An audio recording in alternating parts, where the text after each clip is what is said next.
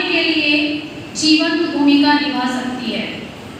यह नागरिकों की विश्लेषण क्षमता के साथ साथ उनका सशक्तिकरण भी करती है, उनके आत्मविश्वास का स्तर बेहतर बनाती है और उन्हें शक्ति से परिपूर्ण करती है। और इसी के साथ हम इस संगोष्ठी के कार्यक्रम के अग्रिम सोपान को संचालित करने के लिए मैं मंच पर बीएड द्वितीय वर्ष की छात्रा राखी को आमंत्रित करती हूँ कि वो मंच पर आएं और कार्यक्रम के अग्रिम सोपान की तरफ सभी को लेकर जाएं। धन्यवाद। राखी।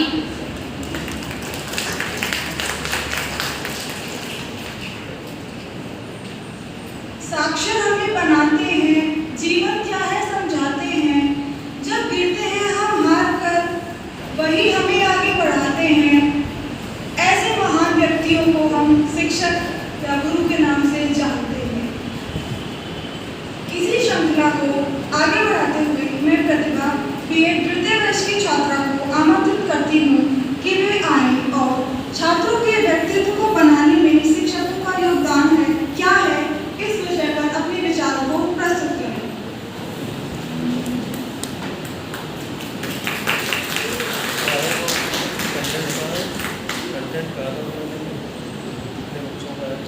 सुप्रभात। आज सबसे पहले अपना परिचय देने से पहले अवसर देने के लिए सभी शिक्षकों और विद्यार्थियों का बहुत बहुत धन्यवाद। मैं प्रतिभा द्विवेदी बीएड द्वितीय वर्ष की छात्रा। आज मैं आपको छात्रों के व्यक्तित्व को बचाने में शिक्षकों का योगदान के बारे में बताऊंगी। शिक्षक और छात्र का संबंध कुम्हार और माटी जैसा संबंध है। हमेशा से शिष्य के प्रति गुरु का दायित्व प्रमुख रहता आया है, चाहे वह अतीत में रहा हो या वर्तमान में।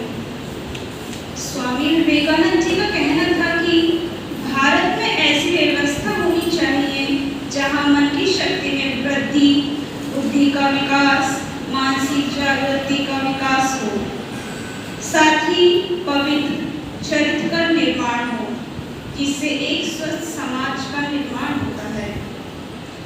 जिसके बाद हमारे विद्यार्थी हैं जो भावी देश के नागरिक हैं।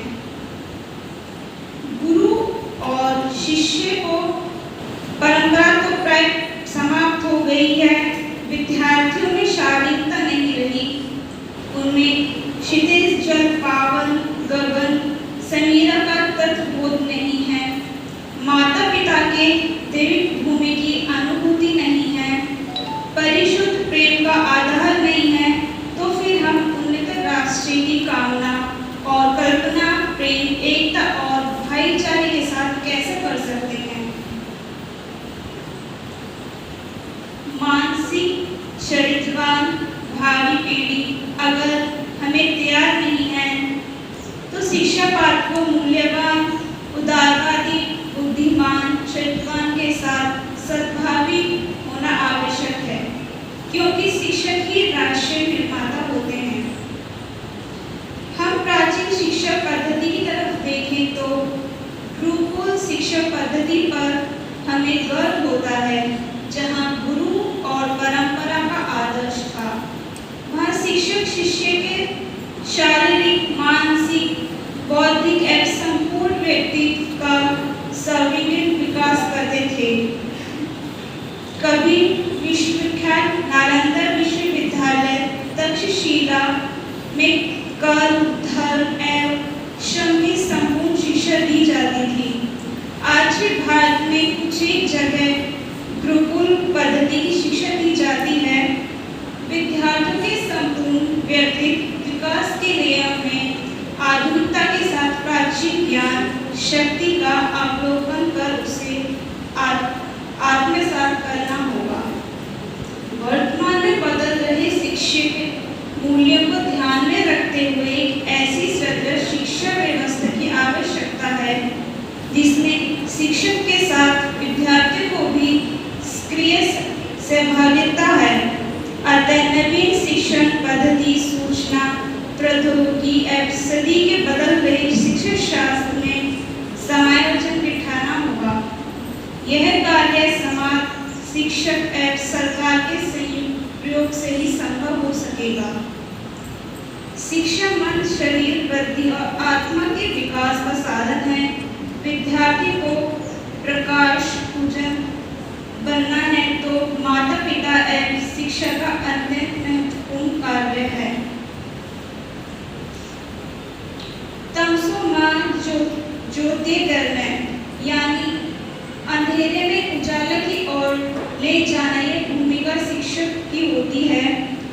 विद्यालय की संस्कृति एक साझा सांस्कृतिक संस्कृति का विकास पथ है, जहाँ पाठ्यचर्या में विद्यार्थियों का समूह शामिल होता है, जिसके प्रशिक्षक शिक्षक होते हैं।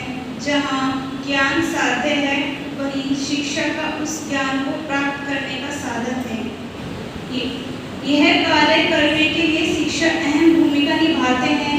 विद्यार्थी का दीन सद्भव कैसे बने, ये सोचना शिक्षक का काम है।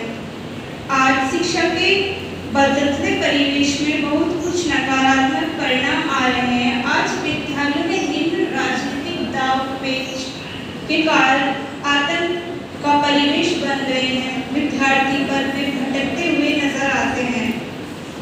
विद्यार्थी को सर्वज्ञ विकास का मार्ग अध्यात्म पवित्रता के पद से आता है, जो कल के शिक्षक भी बनेंगे तो वह पद आज के शिक्षक को ही प्रस्तुत करते हैं। आज शिक्षा के बदलते स्वरूप और शिक्षा प्रणाली पर गंभीर विचार विमर्श करने की जरूरत है। शिक्षा का एक महत्वपूर्ण व्यक्तित्व होता है। शिक्षा देने वाला, ज्ञान देने वाला आदरणीय गुरु, जिनका एक सम्मानित स्थान एवं प्रतिष्ठित पद है। कहते हैं गुरु गोविंद देव खड़े काहू